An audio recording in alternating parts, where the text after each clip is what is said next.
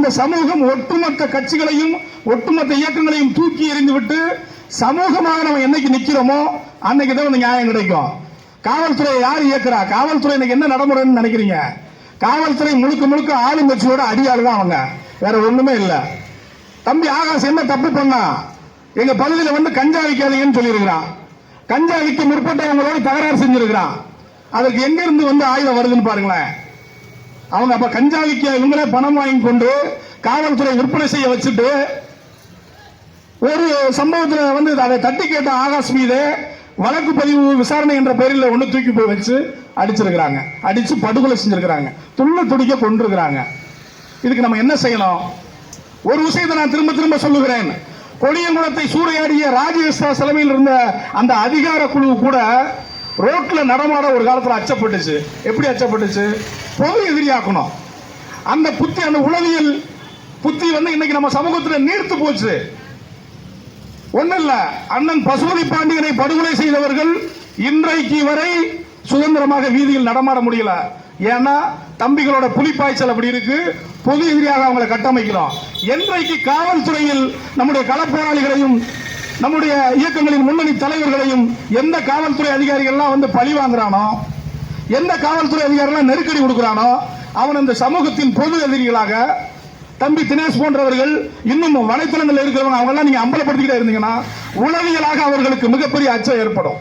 நான் தொடர்ச்சியாக பார்க்கிறேன். மூவேந்தர் மீடியாவில் வந்து தம்பி வந்து முடிந்தவரை அந்த விஷயங்களை வந்து சிறப்பாக பண்ணிக்கிட்டு இருக்கிறாங்க. நான் வேண்டுகோள் வைப்பது, இந்த சமூகத்தின் இளைஞர்கள் வேண்டுகோள் வைப்பது, இந்த சமூகத்தின் எதிரி யார் என்பதை நம்ம அம்பலப்படுத்திக்கிட்டே இருக்கணும். தம்பி மீடியாவில் ஒரு விஷயத்தை போடும்போது லட்சக்கணக்கான பேர் நம்ம வந்து அதை ஷேர் பண்ணணும்.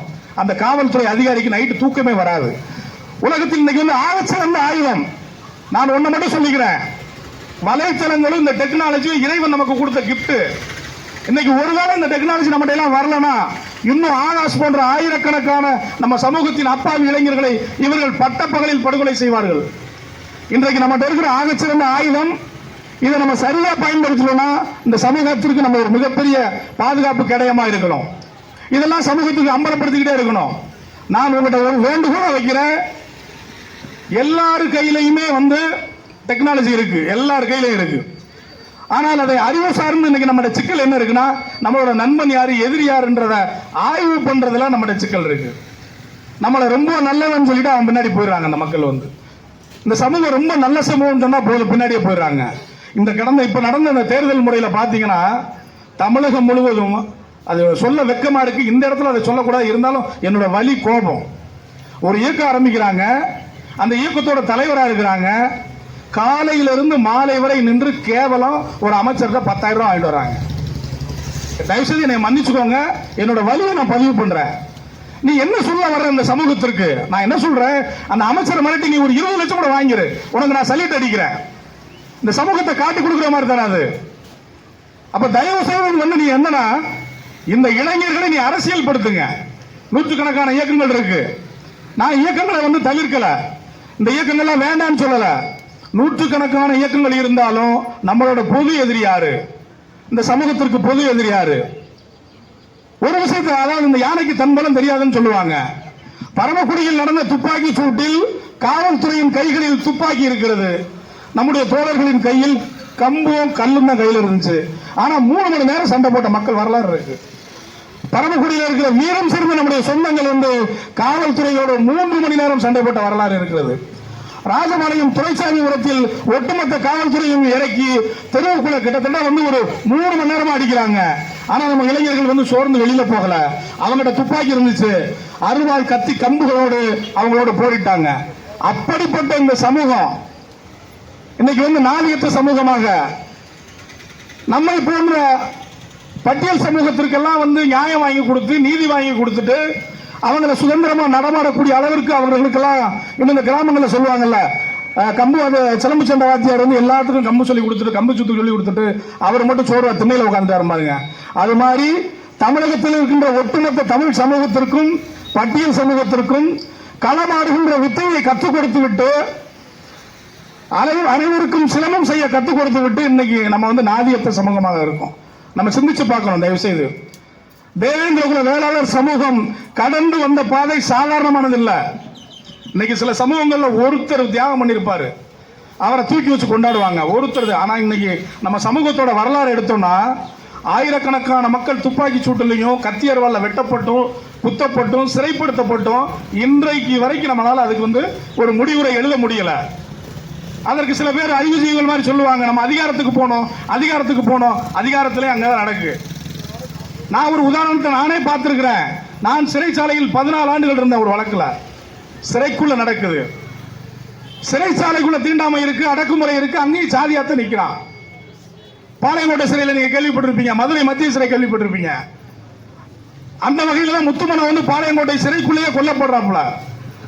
அந்த சகோதரனை அடித்து கொலை செய்யறாங்க, நாடே பார்த்துக்கிட்டு இருக்கு. நம்ம இதெல்லாம் எதுக்கு சொல்ல வரோம்னா, நம்ம நீதி அதாவது ஏதோ சொல்லுவாங்கல்ல, இறகு போடுன்னு அதெல்லாம் நடக்காது, பிடிச்சு புடுங்கணும்னு சொல்றோம்ல, அதுதான் இதுல கான்செப்ட்.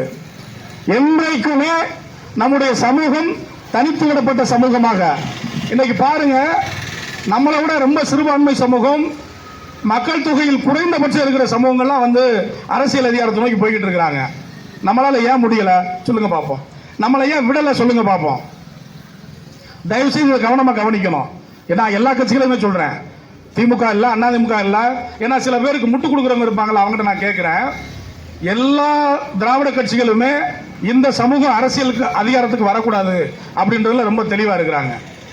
ஆனா நமக்கு பிறகு இருக்கிற 100 சமூகங்களையும் மைனாரிட்டியா இருக்கிற சமூகங்களையும் தமிழகம் முழுவதும் குறைந்தபட்சம் ஒரு 1 லட்சம் மக்கள் தொகை கூட இல்லாத சமூகத்தை எல்லாம் இன்னைக்கு சீட்டு கொடுத்து வளர்த்து விடுறாங்க, அதிகாரத்துக்கு போகட்டும்ன்றாங்க.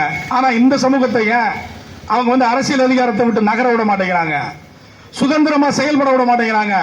காரணம் என்னன்னு சொன்னா, நான் திரும்ப சொல்லுவது, ஒட்டுமொத்த தமிழ் சமூகத்தின் விடுதலையே தேவேந்திரகுல வேளாளர் சமூகத்தின் மீது கட்டமைக்கப்பட்டிருக்கிறது. நான் நிறைய பொதுக்கூட்டங்களில் சொல்லுவேன், தமிழ் தேசியம் இங்கு மலராது, கம்யூனிசம் இங்கு மலராது, இந்து தேசியம் இங்கு மலராது. எந்த தேசியம் பேசாலும் ஒரு மயிலும் நடக்க போறதில்ல. என்றைக்கு தேவேந்திரகுல வேளாளர்கள் தலைமை ஏற்கிற நிலைக்கு வர்றாங்களோ அன்றைக்கு தான் இன்னைக்கு ஒரு சரிசமமான சமூக கட்டமைப்பு உருவாகும். ஏன்னா நம்மளை கலாக்காரர்களாவே சொல்லுவாங்க. ஆனா தேவேந்திரகுல வேளாளர் சமூகம் 1100 வருடங்களுக்கு முன்பாகவே ஊர் குடும்ப முறையை கண்டுபிடித்து தீர்ப்பெழுதிய சமூகம். நாம பார்க்க நம்ம எல்லாம் சின்ன பிள்ளையா இருக்கும்போது தீர்ப்புகள் நம்ம சாவடியில் எழுதப்படும், சரியான தீர்ப்பா இருக்கும். எங்கேயும் தீர்ப்பு எழுதக்கூடியவர் கஞ்சிக்கு இல்லாதவளா கூட இருப்பாரு, ஆனா அவருடைய தீர்ப்பு மாறாது. ஆனா இன்னைக்கு நம்ம அப்படி இருக்கிறோமா? கிட்டத்தட்ட ராமநாதபுரம் மாவட்டத்தில் மட்டும் சில பகுதிகளில் அந்த ஊர் குடும்ப முறை இருக்குன்னு நினைக்கிறேன். மதுரையிலேயோ, நான் இருக்கிற மதுரை மாவட்டங்களிலேயோ, விருதுநகர்லயோ, தென்காசி, திருநெல்வேலியிலோ அது இல்ல.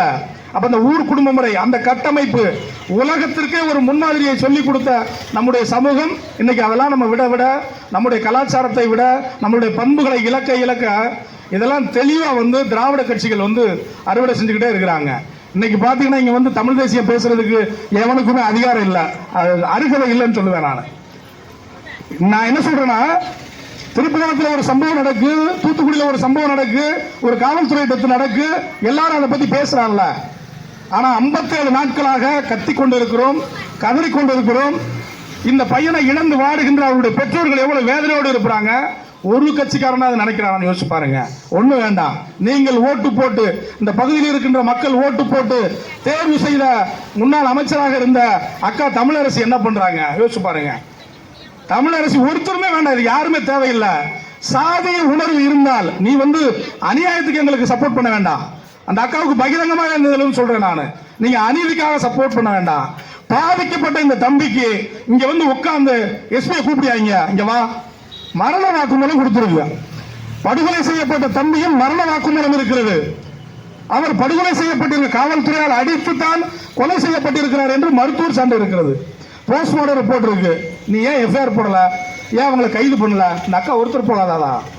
அதனால நம்ம திரும்ப சொல்றோம், திமுகவிலே அதிமுகவிலே இருக்கிற சட்டமன்ற உறுப்பினர்களோ அமைச்சர்களோ நமக்காக, அநீதி இழைக்கப்பட்ட மக்களுக்காக ஒரு நாளும் பேச மாட்டாங்க. நீங்க தான் பேசணும், நீங்க தான் தயாராகணும். அதே மாதிரி ஒரு பாதிப்பு ஏற்பட்ட உடனே இன்றைக்கு பாத்தீங்கன்னா நம்ம சமூகத்தின் மீது அக்கறையில மதுரையில இருந்து, பரமக்குடியில இருந்து, ராமநாதபுரம் இருந்து, சென்னையில இருந்து, பல பகுதிகளில் இருந்து இங்க வர்றாங்க. அப்ப நீங்க என்ன நடக்குது, நாங்க என்ன சரியா செஞ்சுக்கிட்டு இருக்கோம் நீங்க அம்பலப்படுத்துறது உங்களோட கடமை. நீங்க சரியா போய்கிட்டு இருக்கீங்களா அப்படின்னு சொல்றது உங்களோட கடமை. நீங்க சரியா நடக்கல, சட்ட ரீதியான ஆலோசனை கிடைக்கல அப்படின்னா வெளியூர்ல வந்த எங்களாலையும் சில உதவிகள் செய்ய முடியும், சட்ட ரீதியான சப்போர்ட் ஆலோசனைகள் சொல்ல முடியும். எனவே நீங்க அதை நீங்க என்ன பாதிப்பு ஏற்பட்டாலும் முதல் ஒரு இடத்துக்கு நான் ஒரு இஸ்லாமிய நான் சொல்றேன், 200 இயக்கங்கள் இருக்கிற இஸ்லாமிய இயக்கங்கள் தமிழ்நாடு முழுவதும். ஆனால் ஒரு இடத்தில் ஒரு இஸ்லாமியனுக்கு பாதிப்பு ஏற்பட்டா அங்க போய் உட்கார்ந்த உடனே முதல்ல செய்யற வேலை என்ன தெரியுமா? ஒரு கமிட்டியை ஃபார்ம் பண்ணுவோம். 200 இயக்கங்கள் வேற வேற கருத்தியல்ல நாங்க பயணிப்போம். ஆனா ஒரு இடத்துல ஒரு இஸ்லாமியனுக்கு அநீதி இழைக்கப்பட்டால் அந்த இடத்துல உடனடியாக ஒரு மசூரா கூட்டி ஒரு கமிட்டியை ஃபார்ம் பண்ணி அமீர் யாரு, தலைவர் யாரு, பொருளாளர் யாரு, செயலாளர் யாரு, அங்க நீதிபதி யார் ஆயிடுவார்னா அந்த அமீர். இந்த 200 இயக்கங்களும் இவங்க கொள்கை கோட்பாடு இதெல்லாம் வாழை சுருட்டி ஒரு ஓரமா வச்சிடணும். ஆனா அந்த பாதிப்புக்கு நீதி கிடைக்கிற வரை ஒரு இஸ்லாமிய அமைப்புகளும் தூங்காது. ஆனா என்னைக்காவது நம்ம அதை செஞ்சிருக்கிறோமா? சொல்லுங்க பார்ப்போம். முத்துமன கொலைக்கு அதான் நடக்குது. பாவம் இந்த யூடியூப் சேனல் வச்சிருக்கிற நம்ம தம்பி தங்கைகள் கத்திட்டு கிடப்பாங்க. அதைத்தான் நம்ம பார்த்திருக்கிறோம். என்னைக்காவது ஒரு கமிட்டியா ஃபார்ம் பண்ணிருக்கிறோமா? ஒரு அதிகாரியாவது நம்ம தண்டனை வாங்கி கொடுத்துருக்கிறோமா? இன்னைக்கு அந்த சாத்தான்குளத்தில் நடந்த தண்டனைக்கு அந்த சமூகத்தின் அமைப்புகள் 10 ரூபாய் அமைப்புன்னு ஒரு யூடியூப் இது வச்சிருக்காங்க, வாட்ஸ்அப் குரூப். அதுல ஆர்டிஐல என்னென்ன தகவல் தேவைப்படுதோ, என்னென்ன சந்தேகங்களோ உடனே நான் ஒரு நாள் அந்த குரூப்ல ஒருத்தர் கேட்கிறேன், ஒரு டவுட் கேட்கிறேன். என் முன்னாடி அந்த வாட்ஸ்அப்ல ஒரு மெசேஜ் போடுறாரு. ஒரு தகவலை கேட்கறதுக்கு இதுக்கு எப்படி கேட்கணும்னு கேட்கிறாரு. உடனடியாக சென்னையில இருந்து ஒரு வழக்கறிஞர் அந்த குரூப்ல இருந்து அவருக்கு ஆன்சர் பண்றாரு, லைனுக்கு வர்றாரு. நீங்க இதை இப்படி எழுதுங்க, இந்த விதியின் கீழ் இதை கேளுங்க அப்படின்னு சொல்றாரு. எப்படிப்பட்ட அவேர்னஸோட இருக்கிறாங்கன்னு பாருங்க. நம்ம இன்னும் அதை பற்றி ஒரு புரிதல் இல்லாமல் கடைசி வரை கத்திக்கொண்டு ஆயுதம் எடுத்துக்கொண்டே நம்ம கடந்து போக முடியாது. நாம் அரசியலாக அணிதிரள வேண்டும். அதே போல என்றைக்கும் சட்ட ரீதியாக ஒரு கமிட்டியை ஃபார்ம் பண்ணி எந்த பாதிப்புக்கும் கடைசி வரைக்கும் அதை விடாம ஃபாலோ பண்ணி வெற்றி பெறக்கூடிய ஒரு நிலையை உருவாக்காத வரைக்கும் காவல்துறை ஒரு முடிவுக்கு வந்துருவான். அவங்க 4 நாள் சேர்ந்து கத்துவாங்கடா, அப்படி அப்படியே கஞ்சி குடிச்சிட்டு போயிடுவாங்கடா. அப்படி இதை முதல் மாத்துங்க. தேவேந்திரகுல வேளாளர்கள் தொட்டால் நம்மளை பொது அதிகாரி ஆக்கிடுவாங்க. எங்கனாலும் அடையாளம் தெரியும். அவங்களோட குரூப்புகள்லாம் ஷேர் பண்ணுவாங்க. இந்த அதிகாரி தான் இந்நேரம் கொண்டான்னு சொல்லுவாங்க. நம்ம எங்கேயும் நம்ம பொன்னாட்டி பிள்ளையோட நிம்மதியா நடமாட முடியாது அப்படின்ற ஒரு அச்சத்தை நம்ம உருவாக்கிட்டோம்னா எந்த அதிகாரியுமே அநியாயமா தொடுறதுக்கு பயப்படுவான். இன்னொன்னு, அப்படி தவறு செய்த அதிகாரிகளை சட்ட ரீதியாக இன்னைக்கு நம்ம ஒவ்வொரு கிராமங்கள்லயும் நம்ம தம்பிய நிறைய வழக்கறிஞர்கள் படிச்சிருக்கிறாங்க. அவங்களை பயன்படுத்தி எந்த வகையில் வழிவகை செய்யலாம், சட்ட ரீதியாக எப்படி உங்களை முன்னெடுக்கலாம் அப்படின்றத செஞ்சு அதுக்கு ஒரு கமிட்டி ஃபார்ம் பண்ணி அவர்களை சட்டத்திற்கு முன்பு நிறுத்தி தண்டனை பெற்றுக்கிறக்கூடிய ஒரு நிலையை நம்ம உருவாக்கணும்னா அவங்களுக்கு ஒரு அச்சம் வரும். அப்ப 2 விஷயம் தான். ஒன்னு, அவங்களை அந்த சமூகத்தின் பொது எதிரி ஆக்கணும். ஆகாஷ் தம்பியை படுகொலை செய்தவர்களை பூராதையும் அம்பலப்படுத்தணும். இவங்க இன்னாரு, இவர் எஸ்ஐ, இவர் ஏட்டு அப்படின்றத நீங்க வலைத்தளங்கள் எல்லாமே பரப்புங்களேன், ஷேர் பண்ணுங்க. அவனுக்கு தூக்கம் வராது நைட்டு. இந்த விஷயம் நான் சொல்றதுக்கு சாதாரணமா இருக்கலாம். அவர்களுடைய புகைப்படங்களை எடுத்து தமிழ்நாட்டில் இருக்கிற அத்தனை தேவேந்திர இளைஞர்களும் தங்களுடைய வாட்ஸ்அப் குரூப்ல ஷேர் பண்ணுங்க. இவங்க எல்லாம் மானாமதுரையில தம்பி ஆகாச படுகொலை செஞ்ச ஏட்டு, இந்த எஸ்ஐ, இந்த ஆய்வாளர் அப்படின்றத நீங்க போடுங்களேன். அவனுக்கு இரவு முழுக்க தூக்கமே வராது. அவன் என்றைக்குமே இது ஒரு பெரிய உளவியல் தாக்குதல். இது 2வது பாத்துக்குருவோம். அவங்க நம்ம என்ன பண்றாங்க பாத்துக்குருவோம். அதற்கடுத்து சட்ட ரீதியாக இந்த முன்னெடுப்புகளை எடுக்கலாம் அப்படின்றத உருவாக்கணும். இப்ப இந்த விஷயங்களும் தெரியாமையே நம்ம பாட்டு சாப்பிடுறோம், 4 நாளைக்கு பந்தல் போட்டு கத்துறோம், கடந்து போறோம்னு தயவு செய்து செய்யாதீங்க. இது ஒரு வரலாற்று பிழை. நான் இதுல இன்னொரு தவறு என்ன நடக்கும்னா, நம்ம அடுத்த தலைமுறைக்கு நம்ம என்ன சொல்ல போறோம்? நம்ம பிள்ளைங்க இப்படியே நடக்கு. ஒண்ணு இல்ல, என் பொண்ணு 7th தான் படிக்கிறான். நான் இன்னைக்கு ஆர்ப்பாட்டத்துக்கு போறேன்னு சொல்றான். ஏண்டாடி நீங்க ஒரு தனிப்படை அடைச்சு அமைச்சு அவங்களை தேட வேண்டியதானு சொல்லுது. எவ்வளவு பெரிய கேள்வி பாருங்க. 7th படிக்குது என் பொண்ணு. இப்படியே கொண்டுகிட்டே இருக்கிறாங்க. அந்த நாகநாதபுரம் பரமக்குடியில ஒரு விஷயம் நம்ம தம்பி சண்முக பாண்டியன்ற ஒரு காலை உடைச்சாங்க. அது சொல்லுது புரிதலா? நீங்க எப்ப பார்த்தாலும் இப்படியே ஆர்ப்பாட்டம் இப்படியே கத்திக்கிட்டு தான் அடி இருப்பீங்க. என்றைக்கு நீங்க தனிப்படை அமைத்து அவங்களை தேடுவீங்க? பாருங்க, அது ஒரு அதாவது அந்த குழந்தை பேச்சுல சொல்லுது. அப்ப அது என்ன சொல்ல வருது? அவங்களை நீங்க டார்கெட் பண்ணுங்க, அவங்களை அச்சுறுத்துங்க, அவங்களை தனிமைப்படுத்துங்க. அந்த அநியாயமான காக்கி சட்டை போட்ட ரவுடிகளை நீங்க என்ன செய்ய போறீங்க அப்படின்னு கேக்குது. நம்ம சும்மா மீட்டிங் போட்டு கத்திட்டு போனா போதுமா? கண்டன ஆர்ப்பாட்டம் நடத்திட்டு போனா போதுமா? அப்ப அவங்களை யாரு கேட்க? ஒண்ணு இல்ல, ஒரே வார்த்தை சொல்றேன் நான். ஒரு சார்பாய்பட அந்த குகன் சொல்றாங்கல்ல, எஸ்ஐ நினைக்கிறேன். அவரோட சொந்தக்காரர் பெரிய மினிஸ்டருக்கு பிஏவா இருக்கிறாரு. அந்த குகனோட அலைபேசி எண்ணில் ஒரு நாளைக்கு ஒரு 200 நம்ம தம்பிங்க இப்போ அதெல்லாம் ஒரு சில இடங்களில் பண்ணுறாங்க. ஒரு 200 பேர் நீங்கள் கால் பண்ணுங்களேன். சார் அதுக்கு ஏன் சார் வந்து எஃப்ஐஆர் போடலை சார்? அந்த இஷ்யூ ஆகாஷ் படுகொலைக்கு வந்து புகார் கொடுத்துருக்குறாங்க, நீங்கள் கம்ப்ளைண்ட் வாங்கியிருக்கிறீங்க, மரண வாக்குமூலம் இருக்குது, எஃப்ஐஆர் போடல சார். யாரை சார் பார்த்துருக்கீங்க? உங்களுக்கு யார் சார்? நீங்கள் வந்து ஃபோன் பண்ணி கூட நீங்கள் இது பண்ணுங்களேன், டிஸ்டர்ப் பண்ணுங்களேன். ஒரு 200 பேர் கால் பண்ணிடுங்க. அதை விட ஒரு மோசமான தண்டனை எதுவுமே கிடையாது. என்ன தூக்கில் போடுற போகிறான்? கால் பண்ண என்ன பண்ணிடுவாங்க? கால் பண்ணி என்னோட உறவினர் ஆகாஷ், நான் அது சம்பந்தமான தெளிவை கேட்டேன், நீ அந்த கொலையை பண்ணுனியான்னு கேட்டேன், நீ கூட இருந்து அடிச்சியான்னு கேட்டேன், அப்படின்னு சட்ட ரீதியாக பேசலாம். நாளைக்கு அவன் நம்ம மேலே வழக்கே போட்டாலும் நம்ம பேசலாம். அப்போ ஒரு 200 இளைஞர்கள் வந்து அவனோட அலைபேசிக்கு போங்க. நீங்கள் சார் நீங்கள் வந்து கொலை செஞ்சதா பத்திரிகை செய்திகள் வருது, ஆர்ப்பாட்டத்தில் பேசுகிறாங்க, உங்கள் பேரை உச்சரிக்கிறாங்க, நீங்கள் அந்த படுகொலையில் சம்மந்தப்பட்டிருக்கீங்களா? ஆகாஷ் அடிக்கும்போது நீங்கள் கூட இருந்தீங்களான்னு கேளுங்க. அடிச்சுக்கிட்டே இருங்க, டிஸ்டர்ப் பண்ணிகிட்டே இருங்க, அவனுக்கு நிம்மதியாக போயிடும். இப்படிப்பட்ட ஒரு உளவியல் தாக்குதலாம் நீங்கள் பண்ணாமல் 4 நாளைக்கு கத்துவாங்க, போயிடுவாங்கடான்னு போயிடுவாங்க. இன்றைக்கெல்லாம் அதை சொல்கிறேன், நான் திரும்ப அதை சொல்கிறேன். நம்ம மக்கள் நிறைய தியாக உணர்வோடு வந்து யூடியூப் சேனல் பல்வேறு சிரமங்களுக்கு மத்தியில் நடத்திக்கிட்டு இருக்கிறாங்க. நீங்கள் இதெல்லாம் செய்யும்போது அவங்களுக்கு பயங்கர என்கரேஜ் ஆயிரும். பரவாயில்லடா, நம்ம இளைஞர்கள் நல்ல வந்து அரசியலாக வந்திருக்கிறாங்க, நம்ம இன்னும் வேலை செய்யணும் அப்படின்னு சொல்லி. எனவே இவனு வர்ற காலங்களில் நான் சொல்கிறது என்னன்னா, இந்த பாதிப்புக்கு நம்ம வந்து சாதாரணமாக கடந்து போக போகிறதில்லை.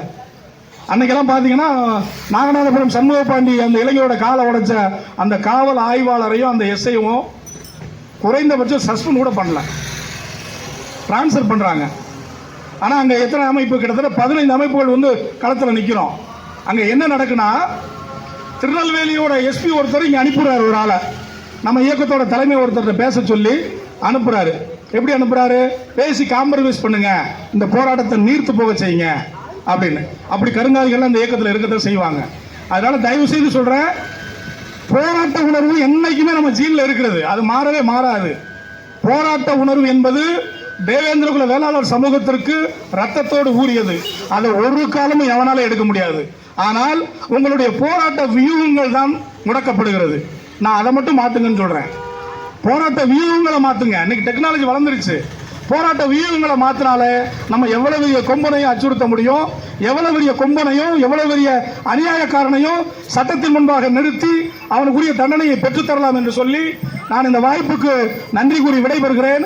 அதே போல நான் சார்ந்திருக்கின்ற மூவேந்தர் புலிப்படையின் சார்பாக, நிறுவன தலைவர் சகோதரர் பாஸ்கர் சார்பாகவும், தம்பி ஆகாஷை படுகொலை செய்த இந்த காவல்துறையையும் தமிழக அரசையும் வன்மையாக கண்டித்து என்னுடைய கண்டனத்தை பதிவு செய்து நிறைவு செய்கிறேன். நன்றி, வணக்கம்.